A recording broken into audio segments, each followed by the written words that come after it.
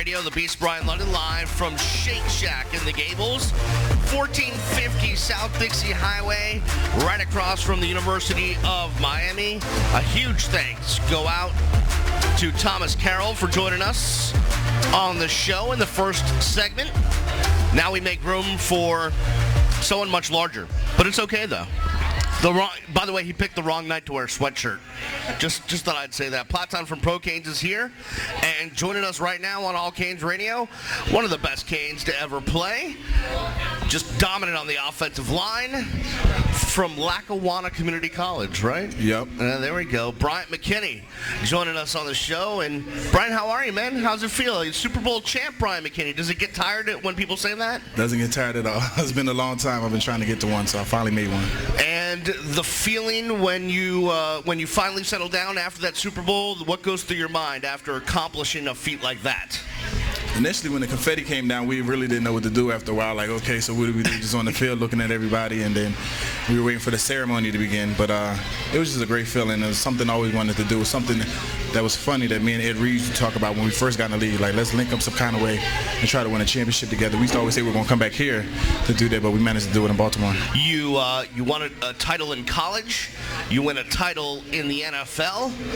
Is there any comparison there between those two things? Does it feel the same? Is it different? The one in college was my first one, so that was my first national title, and I feel like it's hard either way, but in college you only have 4 years, to get one, and I managed to get one here at the University of Miami, and then now I was able to get one, in Baltimore. So it feels great to be able to accomplish that on both levels. Bryant, you weren't a big part of the offense for most of the year in Baltimore, and to me, you were the unsung hero because you came in right at the playoff run, and that's when things started clicking on the offensive side for the Ravens. Talk about how difficult it was for you to go through the season not playing, and then all of a sudden you're starting. Well, really, there was a little more to it. At the beginning, they were trying something new, and I kind of, played my role and let them do what they wanted to do. And that was an extra in jumbo as a tight end or whatever. And so then we got to the Dallas game. I kind of injured my hip flexor in that game. And then I guess like a week or two later, we played in Houston, and the right tackle got hurt, so they put me out there. And they told me, we want you to just keep going from here and just play out through the whole game. But I re-injured myself. So then re-injuring my hip flexor took me like another month and a half for it to be all the way back healthy. And then Coach Harbaugh was like, well, can I see that you are healthy? So I said, all right. He said, show me in practice. But then practice got tempoed down, and then he was like, we'll just use the last game, and we'll see, how you're doing. And if I feel like you're playing good, we're going to just change the line. So I did my part. You spent all that time in Minnesota with some pretty decent teams at times, and with some good players, and then you get to Baltimore to win the ring. Is that bring out the business side of the NFL? Is that you have this allegiance to a city, this loyalty to a city. You're in the city, you probably feel comfortable there. Home base is there, and all of a sudden you find yourself in a brand new city, but then you have success there, and you're like, man, I wish I could have done this for the fans of Minnesota that supported me for a decade or whatever it was, but it ends up being in Baltimore. Does that kind of bring out the business side of the NFL? Yeah, it's definitely business. I always try to remind people and players that it's always business. Just like how right after the Super Bowl, Anquan Boldin got traded, and like we kind of didn't know it was unexpected. So you always got to remember that it's business, and you have to make the best business decisions for you and your family.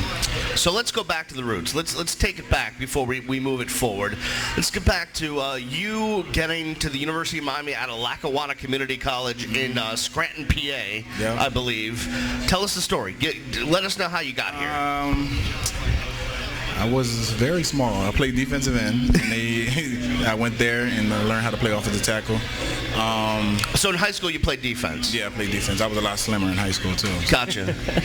So was I. I played defense, and then I got basically recruited late, and I was supposed to go to Iowa originally.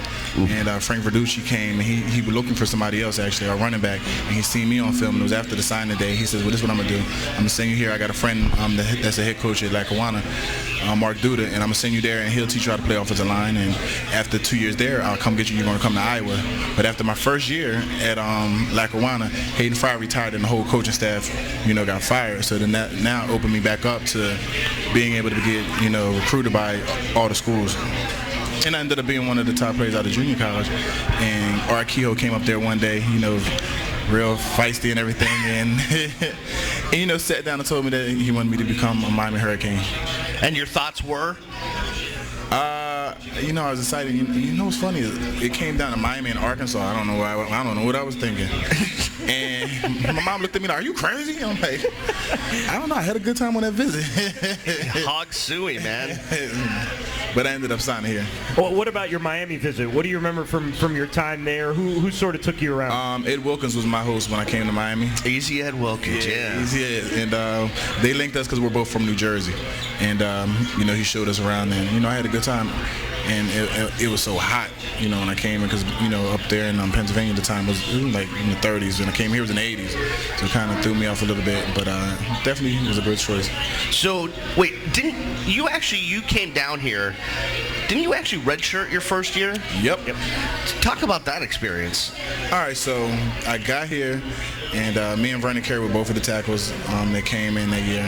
And they basically put us out there to compete, And I managed to work my way all the way up to the first string, and I was rotating back and forth with Robert Hall. But Robert Hall had been here through probation and everything, and this was his senior year, which I respected. At the time, I was like, if I feel like I competed there, I felt like I beat somebody in their position. I feel like I earned it. But they talked to me and they said, you have a whole nother year to learn the whole playbook and all that. So it took some time to get used to, but I did it, and I feel like it worked out, for the better for me. So, I just was happy with it.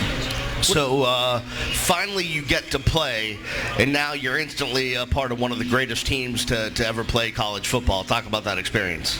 All right, so when I finally get to play, I go in there. The first year was easy for me.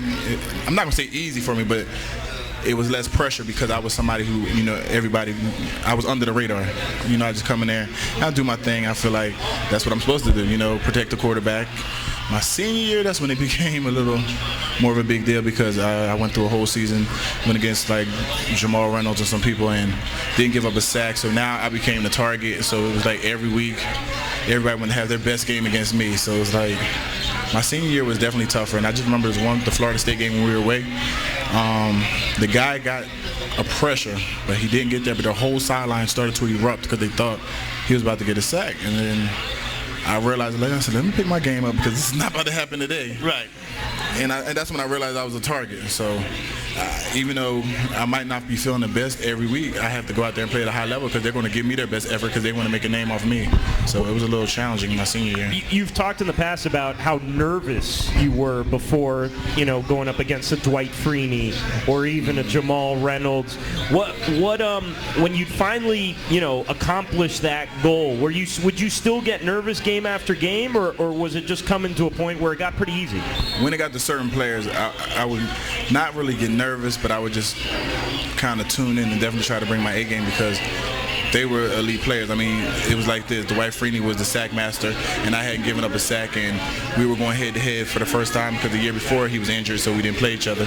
So it was like either one or two things will happen. I'm going to give up my first sack or he's not going to get one. So we know what happened there. Well, you talk to the offensive line, Brett Romberg, Joaquin, and Sherko, and they say, look, we had no choice. If we didn't protect Ken Dorsey, someone was going to break him. I mean, is that a feeling you guys have? I was faster than Ken Dorsey in college. So I mean, what you doing? I was fast in college. I'm not debating you. I'm just saying that I don't think everyone's ever brought up Ken's speed like it's the last thing to be talked about. Did you have a stronger arm than Ken too? No, I didn't. It's possible. But Bryant, well, you're talking about speed. Talk about 110s because those are sort of the dreaded exercise. And you realize this year, Ray Rice is making fun of how you're walking around when you're tired. Tell that story. But what's funny is, like everybody imitates my stance of when I'm tired, but it actually originated from being here doing 110s. We used to do 110s and, during the Super Bowl, we did a pose. Me and Ray Rice did a pose, standing just like that. And we was trying to figure out, how did that even start? And then I thought back to Miami. You couldn't put your hands on your head. You couldn't bend over. So I was standing like that. That was the only way you could stand, basically. Just so you can kind of catch your breath because you couldn't bend over, you couldn't put your hands over your head or nothing like that. So I just put them on my hips and just lean back. Was there a point when you're working out there in Green Tree, maybe it's the off season, I don't know, with Swayze, when you said, what the heck was I thinking? when I first got here, it was so humid, and we were out there running, and I was like, sheesh, I feel like I'm in a sauna just running. It took me a minute to adjust to this weather, because, I mean, coming up north is definitely not as humid. Some guys talk about, I was talking to Clinton Portis, and I said, when did you know that 2001 team was going to win a national championship? And Clinton Portis, when Vernon Carey was able to finish the 110s. We used to clap Vernon everywhere. We used to clap Vernon. Vernon used to throw up before we did the 110s. That's how nervous he used to be. I'd be like, sheesh, he'd go move over by himself. We'd be like, look at Vernon, y'all. He'd be over there, he'd throw up. And I was like, sheesh. So the 110s got the best of him before we even ran them. Some guys, the offensive line said you guys would take turns pushing him to finish at the end and few go back, 110s. yeah. And then, you know, it was a big deal. He made them, because what's funny is my senior year, I ran them with like Ed Reed, like a lot of faster people, because we had to go to New York for the Big East Conference. So I didn't run them with the team. We all had to run them together. So I was with a bunch of faster people. So I didn't realize I was just trying to keep up with them. So I was just like killing them. And then when Big Vern heard I made it, I guess he was like, oh, I gotta make it. So he made it. So I did. What was that? Talk about, you know, we mentioned somebody, Joaquin, Sherko, Biblo, Romberg, Vernon, all these cats in the same meeting room with Kehoe, who's, you know, the king ding-a-ling at times. Just what was that like? What was it like day in and day out being with those guys? It made practice. I mean, it made practice. It made meetings. And it made everything fun. Even with Coach Kehoe, if somebody did a good job, he would have us do a golf clap, so the real light clap, and it would sound like he was at a golf tournament. And he would just make everything, you know, fun. I mean, you know, when it's time to get serious, we would get serious, but he also made us enjoy it. You guys were really a tight-knit group off the field too. Yeah, we were. You know, I remember you used to go to Flanagan's every Thursday night, and you used to hang out together. Was that why the team was so dominant? It is because you really were that close. It is, because we were close on and off the field, and I also feel like that's why our Ravens team was like was successful, because we were the same way. And I always used to say that, like, the team that a win has to be kind of close on and off the field. And we definitely were. I would go to Joaquin's house for dinner. Ed Reed and Vernon came to Jersey with me. I went to New Orleans with Ed. Like, we went to each other's, you know, where everybody grew up at, just to visit and experience. You know, Vernon would have me all through the city of Miami.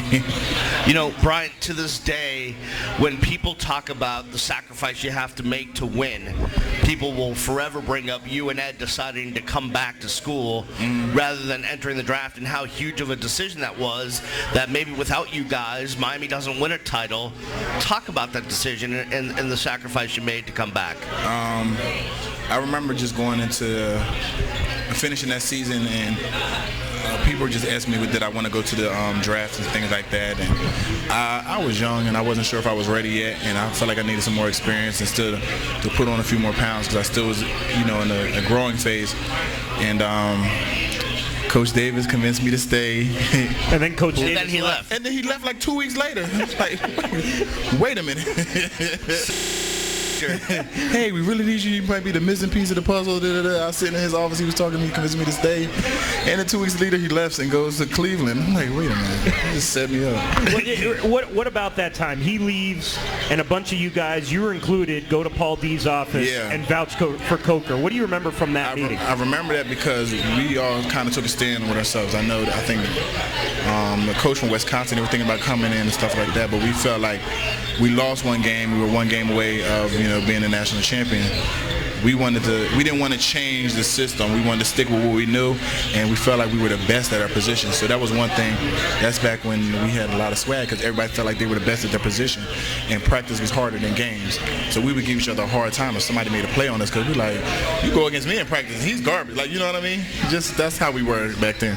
So you know, we all decided to go to Paul D and just voice our opinion, and was like, we hope he listens to us, because we weren't really going to transfer, but we were throwing out, because we'll leave. We'll transfer then if you don't want to listen to us. You'll go in the supplemental draft. Yeah, all that. I was saying everything. Brian, I have a feeling if you walk into anybody's office and say anything, they'll probably listen. It's just a guess. Bryant McKinnie, our guest here on All Canes Radio, live from Shake Shack, 1450 South Dixie Highway, right here in the Gables, right across from the U. Great shakes, great burgers, great fries, great beers on tap, wine, champagne, all sorts of stuff here at Shake Shack, and we are right across from the U, so we're right in the heart of the Gables. We're going to take a quick break. We'll be back with Bryant McKinnie right after this on All Canes Radio. We don't care about nobody except it's you. We don't. You're listening to All Canes Radio. Canes fans, it's the Beast, and we've been telling you all about Shake Shack for a long time, man. Their natural Angus burgers are great. Their shakes are great. The fries are great.